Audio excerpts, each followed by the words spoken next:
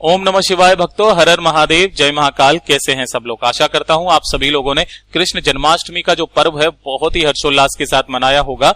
नंदलाल जी का बहुत ही अच्छे से स्वागत किया होगा। अगर आपके जीवन में घबराहट होने लगती है, कुछ भी ऐसी वक्त आ जाता है कि आपको अचानक से घबराहट होने लगती है, आपको कोई डर सताने लगता है, डरावने सपने आते हैं, आपकी कुंडली में अगर किसी भी तरीके का कोई दोष है, चाहे वो काल सर्प दोष हो, चाहे किसी भी तरीके का दोष हो, या फिर आपके घर में किसी न किसी तरीके का कोई दोष है जिसकी वजह से घर में लड़ाई झगड़े होते रहते हैं, किसी की तरक्की नहीं होती है, काफी सारी परेशानियां आपके घर में लगी हुई है, तो छोटा सा उपाय करना, मात्र आपको इस मिट्टी को अपने घर में चुपचाप डाल देना होगा। कैसे करना है पूरा उपाय बताऊंगा, परंतु उससे पहले आप सबसे एक छोटी सी गुजारिश करूंगा कि जो लोग पहली बार आए हैं चैनल को सब्सक्राइब जरूर कीजिएगा और वीडियो को लाइक करके महादेव जी का कोई सा भी प्यारा नाम कमेंट बॉक्स में लिखना मत भूलिएगा, है ना। जन्माष्टमी का जो दूसरा दिन पड़ता है, जिस दिन पड़ती है नवमी तिथि, ठीक है ना, वो नवमी तिथि जो मानी जाती है वो मानी जाती है गोगा नवमी तिथि के नाम से मनाई जाती है। गोगा जी महाराज जी के लिए ये वाली नवमी तिथि मनाई जाती है। गोगा जी महाराज थे कौन? इन्हें महादेव जी की सबसे बड़ी सिद्धि प्राप्त थी कि ये किसी भी नाग को अपने वश में कर सकते थे। ये सिद्धों के शिरोमणि होंगे, साथ ही साथ बहुत ही पराक्रमी आदमी थे, ठीक है ना, जिन्हें देवता के रूप में राजस्थान में, साथ ही साथ इंदौर में, मध्य प्रदेश में भी पूजा जाता है। महादेव जी के आशीर्वाद से आज भी इनकी सेवा छोटे छोटे गांवों में की जाती है। बहुत सारे लोग गोगा जी के नाम को जानते होंगे, इनसे प्रचलित एक कथा भी है, आपको वो सुनाने की इजाजत चाहूंगा। देखिए, कथा जो लोग सुन लेते हैं ना, वो यकीन मानिए कथा से ही आप पता कर सकते हैं कि ये कितने बड़े महान आदमी थे, कितने बड़े देवता थे जिनके ऊपर महादेव जी का हाथ था। उसके बाद में हम बात करेंगे कि ऐसा कौन सा उपाय है जिसकी वजह से आपकी सारी की सारी मनोकामनाएं पूरी होगी, सारे ग्रह दोष खत्म होंगे, घबराहट दूर होगी, लगने वाला डर खत्म होगा और सारे के सारे दोष की नाश होगा, ठीक है। देखिए, ध्यान से सुनना, समझने की कोशिश करना। ये जो कथा है बहुत ही अद्भुत है। जन जन के आराध्य एवं राजस्थान के महापुरुष कहे जाने वाले गोगा जी का जन्म जो है वो गुरु गोरखनाथ के आशीर्वाद से हुआ था।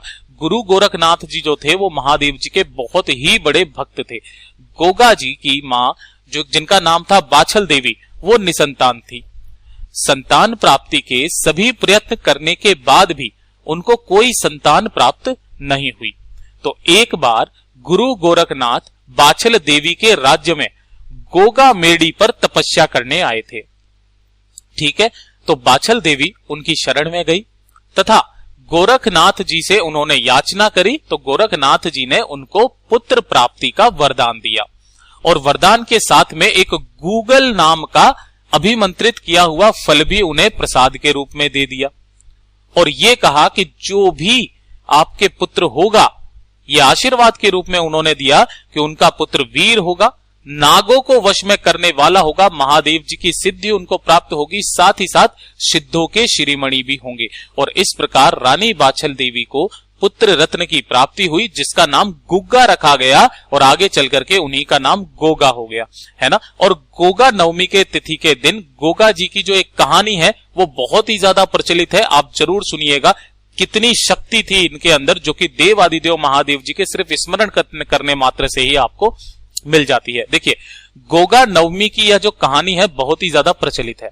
लोक कथा के अनुसार जाहरवीर जो गोगा जी थे, उनका पूरा नाम था जाहरवीर गोगा जी, के विवाह के लिए राजा मालप की पुत्री सुरियल को पसंद किया गया था, परंतु राजा मालप ने अपनी बेटी का विवाह गोगा जी से करने से मना कर दिया। यह बात जानकर गोगा जी को बहुत दुख हुआ। तब गोगा जी ने यह बात अपने गुरु बाबा गोरक्षनाथ जो कि गोरखनाथ जी थे उनको कह दी। कह देने के बाद गोगा जी बाबा गोरखनाथ के प्रिय शिष्य थे, उनके दुख के निवारण के लिए गुरु गोरखनाथ ने वासुकी नाग का आह्वान किया। वासुकी नाग आप सबको पता है कौन थे, और उनसे कहा कि वो जाकर के राजा मालप की पुत्री सुरियल को डस ले। वासुकी ने वैसा ही किया।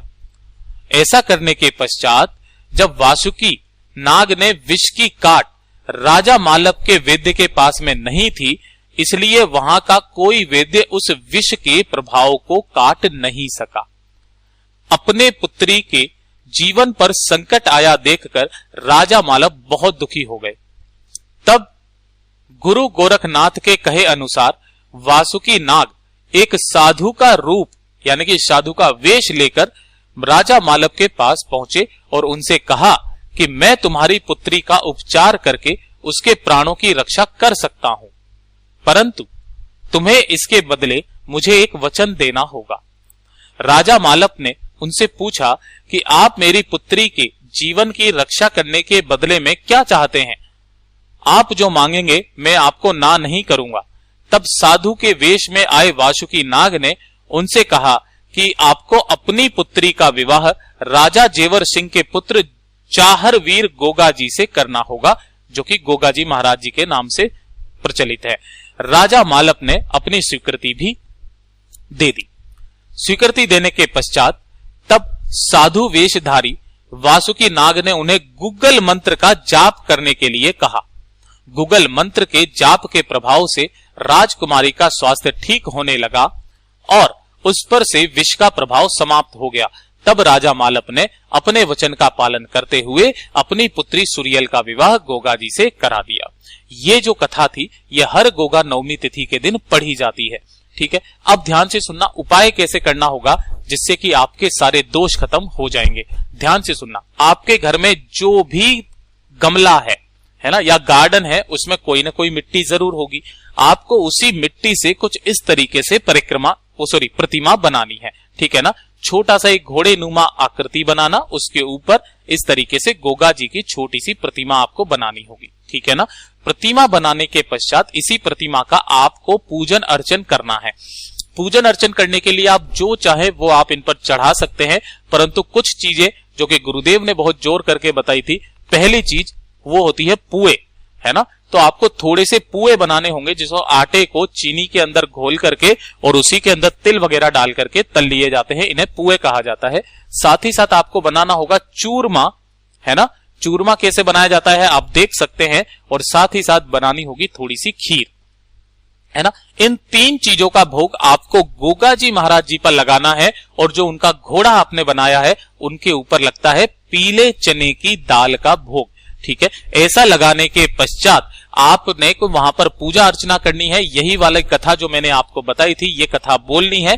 बोलने के पश्चात आपको उसी मिट्टी के अंदर उनका विसर्जन कर देना है। ठीक है ना, विसर्जन कर देने के पश्चात जो भी व्यक्ति इनका विसर्जन करेगा ना, उस व्यक्ति के विसर्जन करने मात्र से उसको डरावने सपने आने बंद हो जाएंगे। जो भी घबराहट वगैरह होती है ना, वो घबराहट होना बंद हो जाएगी, डर लगना बंद हो जाएगा। साथ ही साथ उसकी कुंडली में जो भी ग्रह दोष होंगे ना, काल सर्प दोष, चाहे किसी भी तरीके का दोष है, वो खत्म होगा। सबसे ज्यादा इस वाले उपाय को काल सर्प दोष के लिए किया जाता है। ठीक है, और उसके पश्चात जो भी मिट्टी है वहां की, है ना, वहीं से आपको थोड़ी सी मिट्टी लेनी है और उस मिट्टी को आपको अपने पूरे घर में थोड़ी थोड़ी सी छिड़क देनी है। गोगा नवमी तिथि के दिन जो व्यक्ति इस तरीके से इस मिट्टी को अपने घर में छिड़क देता है ना, उस घर के ऊपर कभी भी कोई संकट नहीं आ सकता, उस घर में कभी भी कोई सांप प्रवेश नहीं कर सकता, साथ ही साथ उस घर के व्यक्तियों को कभी भी कोई सांप डस नहीं सकता। इतना अद्भुत और अचूक उपाय है ये। पूज्य गुरुजी ने बड़े ही जोरों शोरों से ये वाला उपाय बताया था, जरूर कीजिएगा। छोटा सा उपाय है, घर पर ही आप इसे कर सकते हैं। गोगा जी देवता जी के नाम से ये वाला उपाय किया जाता है, जिनके ऊपर महादेव जी का इतना बड़ा हाथ था। तो आशा करता हूं आपको अच्छा समझाने की पूरी कोशिश की। वीडियो पसंद आया हो तो लाइक जरूर करना, चैनल को सब्सक्राइब जरूर कीजिएगा।